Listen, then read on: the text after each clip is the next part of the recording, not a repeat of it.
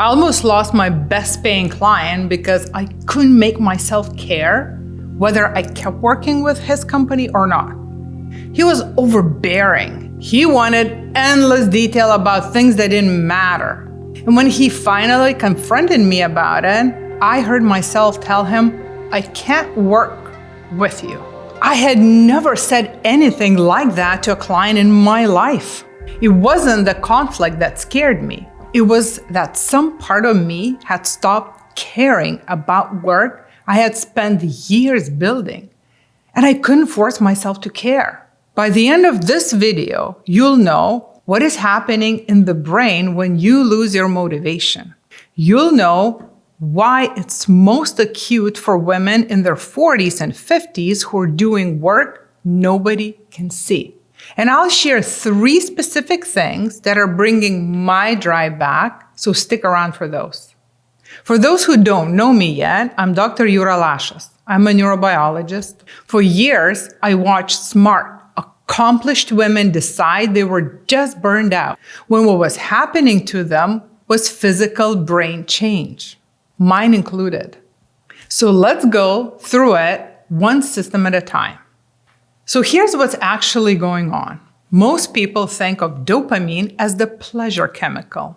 That's not quite what it does. Dopamine is really a motivational chemical. It determines how hard you'll work to get something. So when you can't make yourself care about the promotion you fought for or the client you used to value, that's the dopamine talking. It means your dopamine signaling is weaker than it used to be.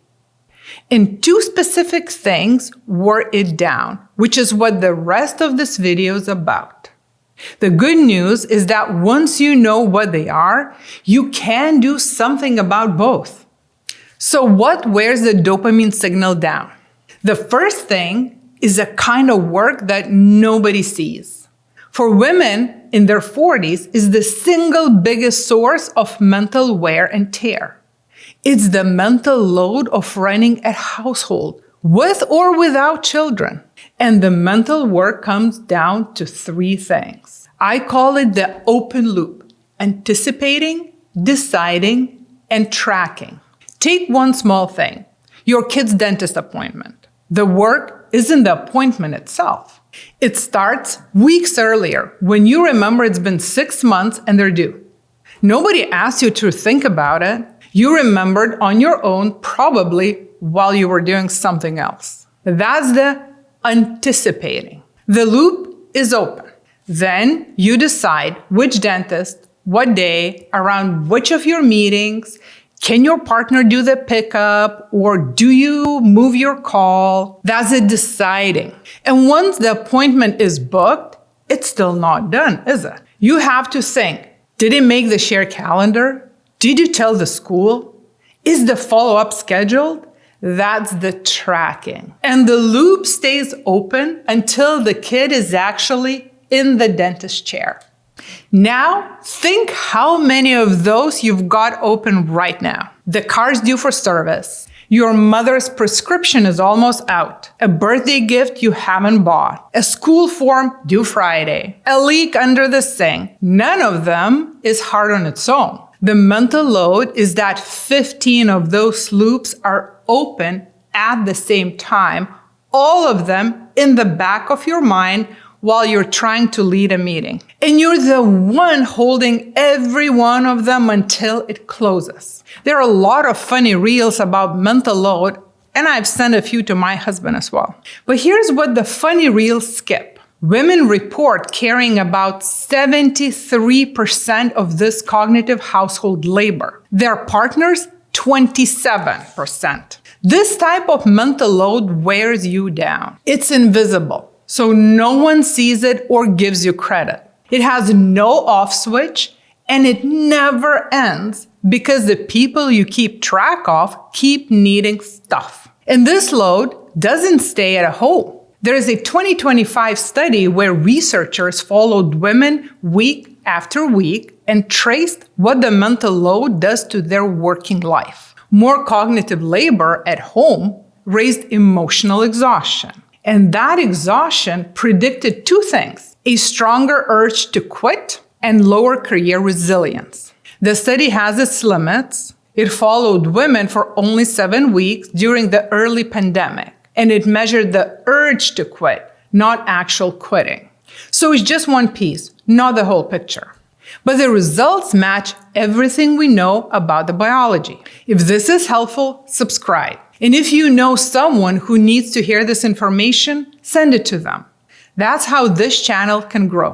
So we've got the mental load. Now here's what chronic mental load actually does to that dopamine effort signal. Researchers built a clever way to measure whether a reward feels worth the effort. In the lab, people chose between two options. The easy one, a few quick button presses, won about $1. The hard one, a long, fast burst of presses, won to about $4.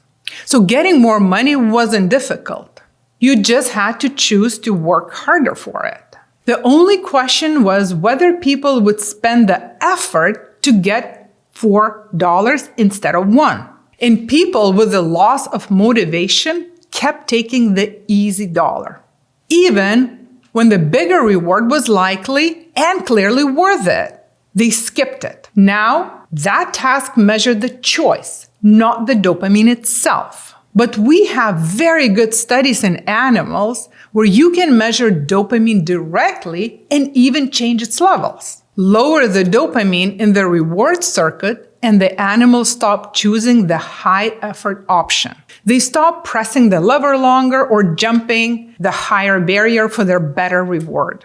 But here's the part that matters. They still enjoy the reward just as much once they get it. So the dopamine signal doesn't set how much you like something. It sets how hard you'll work to get it. And what lowers that signal is chronic stress. Not one hard day. The steady, unrelenting kind, which is exactly what 15 open loops with no off switch add up to. This is where my own story fits. The client was worth keeping. Years of work, my best paying account. And I could not make myself spend the effort to hold on to him. I was taking the easy dollar on the most valuable thing on my desk. The signal that decides what's worth the effort had been worn down, and it was making the call for me. So the chronic mental load wears the dopamine effort signal down, and your motivation drops with it. That's the drain. But it doesn't explain the timing. The mental load is just as heavy at 35. So why does the motivation drop so much harder in your 40s and 50s? Because there is one player and it changes everything about the story: estrogen. Normally, estrogen does two things here. First, it raises dopamine activity, so it directly helps motivation. Second, it supports the prefrontal cortex, the part of the brain doing your planning and your decisions. And the prefrontal cortex depends on dopamine being at the right level. Not too little, not too much. There is a narrow sweet spot where your executive brain works best, and estrogen helps hold dopamine right in that spot. Now, here's what perimenopause does. Estrogen doesn't drop in a clean, straight line. It rises and falls unpredictably, and over the years, it declines. So both of the jobs estrogen was doing, propping up the dopamine signal and supporting the prefrontal cortex, become unsteady. So put it together. You have one signal that decides how hard you'll work for a reward, and you have two forces wearing it down at the same time. The chronic mental load on one side, falling erratic estrogen on the other. That's why the loss of motivation is more acute now than it was at 30. Two forces dampen one signal at the same time. So, is there anything you can actually do about it? There are 3 things that I'm personally using, and it's the reason I'm telling you they can help. The first one rebuilds the effort signal directly. Set small, certain wins every day. instead of big, uncertain, long-term goals. I call it the small, sure win technique. It might feel backward. When your drive is gone, the instinct is to set a big goal to force yourself to care again. But the dopamine effort signal responds to predictable reward. And a big goal is the opposite of predictable. You don't know if you're gonna reach it or when. So go the other way. Pick one small thing you can finish today and finish it. Maybe a short walk, one email you've been avoiding. Each small sure win is the loop you actually close, and closing it feeds the dopamine signal back. Then build from there. This comes straight out of behavioral activation, one of the best evidence treatments we have for depression. Back to my client. The first sure win wasn't fixing the whole relationship. It was sending one clear, calm message, then finishing one task. That was the entire goal for that day. And finishing them gave me a little more for the next one. The second lever is aerobic exercise. From exercise neuroscience, we know moderate aerobic exercise raises dopamine and supports the prefrontal cortex we talked about. You don't need a program. Raise your heart rate for about 30 minutes a few times a week. Of the three I'm giving you, exercise has the most consistent evidence to boost dopamine levels. I even use it on purpose when I need extra motivation. If I feel I'm dragging, I do 30 jumping jacks and 20 burpees. You should try it at home or even at the office. The third one isn't a technique you add. It's the one you can't skip. You have to reduce the load itself, especially the mental part. Because the first two are rebuilding a signal. And if you keep the mental load that is still draining you, you won't get anywhere. It doesn't matter how many burpees you can do. And here's the trap. If you hand off tasks, but you're still the one who remembers, notices, plans, and reminds, you've given away the easy part and kept the draining part for yourself. The tasks were never the load.